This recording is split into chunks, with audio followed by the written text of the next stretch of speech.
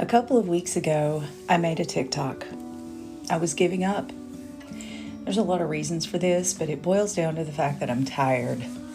The political climate, the environmental crisis, and the hate that's spread across this country like hot butter on a biscuit have beat me down. All of that combined with the fact that I'm not getting any younger have left me in a funk. I have so much to do, not enough time to do it, and I just want to build a cabin in the middle of the woods, grow a garden, learn how to knit, and hide from the whole damn mess. But I know I can't do that. I know I have to keep pushing, keep fighting, keep going. I can't bow out now. I have to keep working toward the goal of an equitable society for everyone.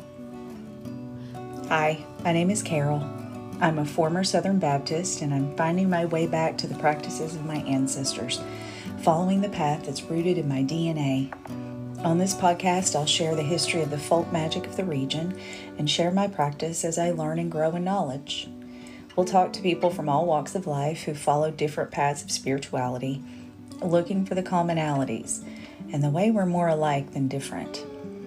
If you're searching for a way to connect to spirit, pick up your walking stick and let's get to exploring. Because of this funk I've been in, my practice has definitely suffered. I closed myself off from spirituality. I stopped lighting candles, stopped meditating, stopped all spell work. So what does that say about my spirituality? Is it all fake? Made up in my mind, not worth anything? No. It means I'm human. I get overwhelmed. Life happens, and it gets ugly sometimes. This is where spirituality can be tricky.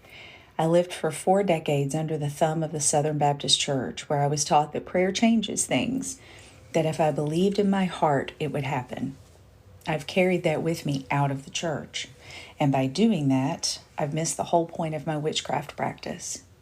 I've been so focused on changing the external that I failed to realize that the internal is the only thing in my control. That by trying to change the trajectory of things outside of myself, I've not been working on the inside, the one thing I can change. Through the years of my witchcraft research, I've run across numerous spells to influence others, love spells, hexes, curses, essentially trying to force people to behave in ways they normally wouldn't. Side note, if you're trying to put a spell on someone to fall in love with you, what are you doing? Why would you put all of that time and energy into someone who isn't into you? Put that energy to good use and use it to heal yourself, sweetie. Anyway, using witchcraft to force someone to behave in a way you want them to flies in the face of bodily autonomy. We either believe in personal freedom or we don't. It's that simple. Does that mean I think we should just let people do whatever they want? Of course not. But every single one of us has a personal journey to take, and that means we need to face the consequences of our decisions. And this is where I feel like I'm walking a tightrope, and I know I'm going to get pushback for this. People get to choose whether they're good or not, and sometimes they get away with it.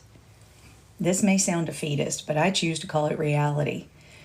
So many people in the witchcraft community have taken on a burden they can't bear, and then they wonder why they feel like crap. Or worse yet, some TikTok spiritualist will tell you that it's your fault that you can't change your reality, or your vibration wasn't high enough, or some other woo-woo language that's based in religious patriarchy. Stepping away from my practice right now is a good thing, believe it or not. As a Christian, I was taught that I had to practice my faith whether I felt like it or not, that I couldn't allow my feelings to get in the way. We were taught that if we read our Bible and prayed every day, that we would be rewarded for our faithfulness. We heard Jeremiah 17:9 from the pulpit all the time. The heart is deceitful and desperately wicked, so we shouldn't base our religious practice on how we feel. No one should be forced to do anything.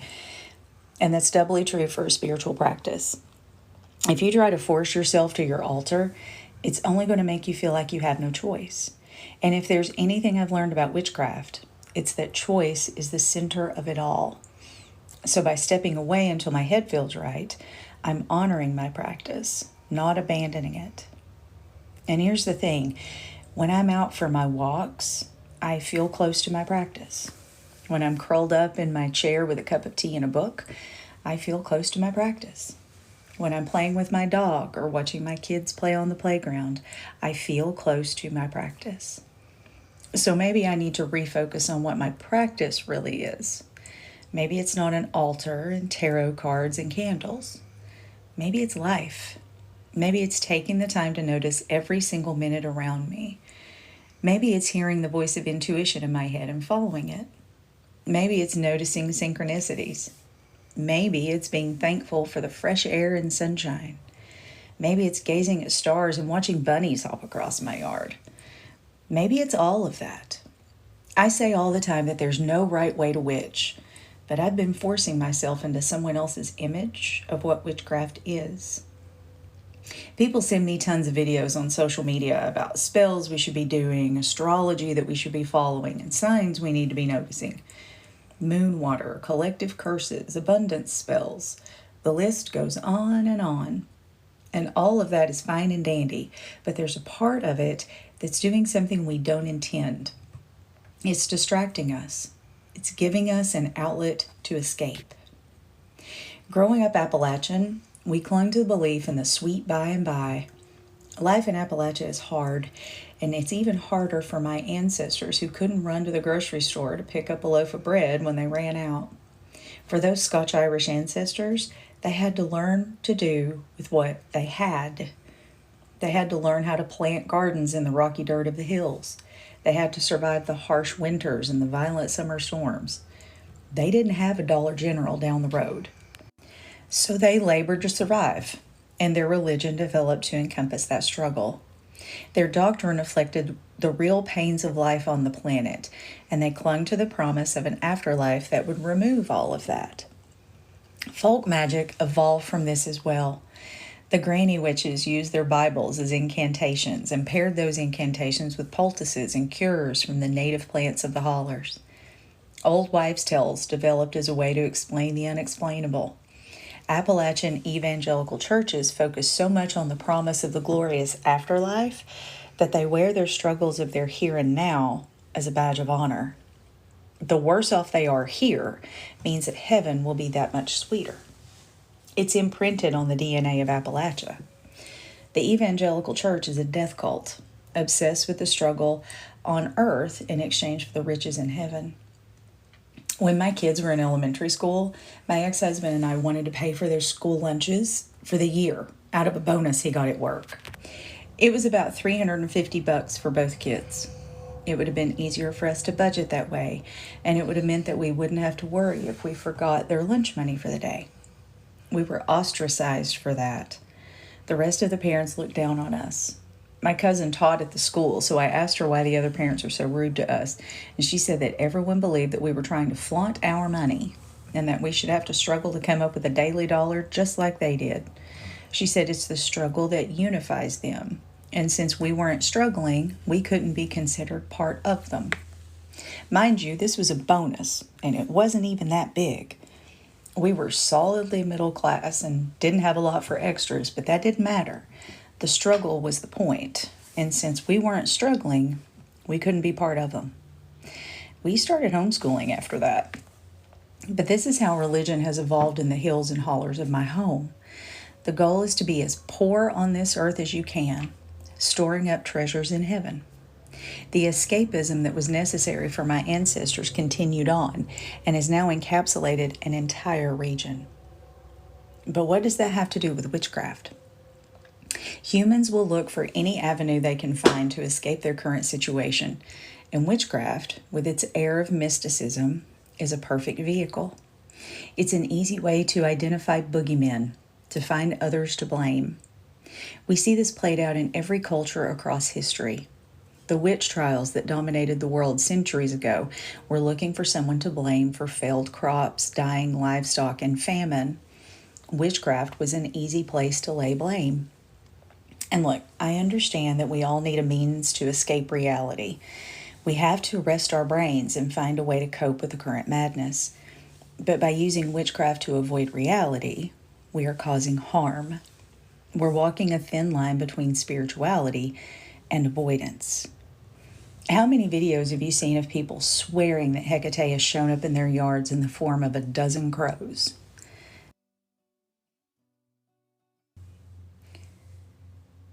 Now, I've had my own experience with strange bird behavior. I had a 7-foot goddess dressed in a crow feather robe show up in my house, for heaven's sake, and that was 100% real. But sometimes a crow is just a crow. Sometimes life is random and there's no big spiritual revelation behind it. Sometimes a dream is just that. It's your subconscious brain trying to make sense of all the stuff going on. It's so easy to get caught up in echo chambers, and that also goes for witches. It's easy to fall into the trap of believing everything is a sign. The one thing I'm learning as I continue my journey is that there's nothing wrong with participating in the material world. As an evangelical, we were warned to keep ourselves separate from the world. We needed to keep our eyes on Jesus, to focus on the afterlife, and to lay our treasures up in heaven. That type of escapism can be seen in the countless people who have left evangelical churches and found their way to witchcraft. Unless you deconstruct the very foundations of the belief system, you'll exchange one form of escapism for another. Same story, different God. External validation is a real need. We all want to be accepted, to be valued for our input. If you grew up in a high control religion, your very existence depended upon external validation from a deity. You were nothing, useless apart from God. When you leave that system, if you don't fully deconstruct from the mindset, you'll seek that validation in other forms.